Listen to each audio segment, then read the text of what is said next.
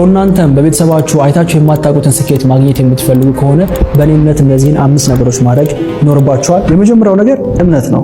አክቹአሊ እንደሚሳካላችሁ ማመን፣ የተሻለ ህይወት ለራሳችሁም ለቤተሰባችሁ ማምጣት እንደምትችሉ ማመን ነው። ሁለተኛ ከቤተሰብ ፈቃድ አለመጠየቅ ነው።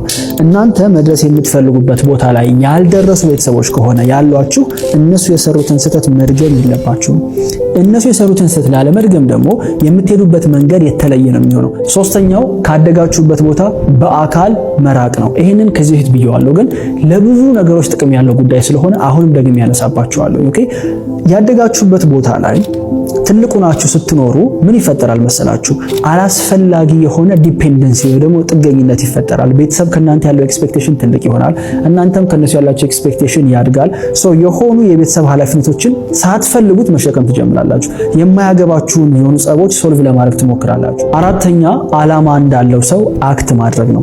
የሆነ አዳራሽ ውስጥ ብትገቡ፣ ሬስቶራንት፣ ኤኒዌር ሰው የተሰበሰበበት ቦታ ሚሊዮነር የሆኑ ሰዎች የሚራመዱበት መንገድ፣ የሚያወሩበት መንገድ፣ ከሰዎች ጋር ኮሚኒኬት የሚያደርጉበት መንገድና በህይወት ስኬታማ ያልሆነ ሰው እነዚህ ነገሮች የሚያደርግበት መንገድ ኮምፕሊት የተለያየ ነው። ኪሳቸው ላይ ያለው ገንዘብ፣ ባንካቸው ላይ ያለው ገንዘብ አይደለም የሆኑ ሰዎች ኮንፊደንት እንዲሆኑ ቦልድ ሆነው ከሰዎች ጋር እንዲያወሩ የሚያደርጋቸው። እዛ ቦታ ላይ ለመድረስ ያለፉበት የህይወት ኤክስፒሪየንስ የሰጣቸው ኮንፊደንስ ነው። አምስተኛውና ለዚህ ቪዲዮ የመጨረሻው የሚሆነው አንድ ነገር ላይ ፎከስ ማድረግ ነው። ይኸውላችሁ በ26 ዓመቱ 6 ነገር ሰርቶ ሚሊዮነር የሆነ ሰው የለም።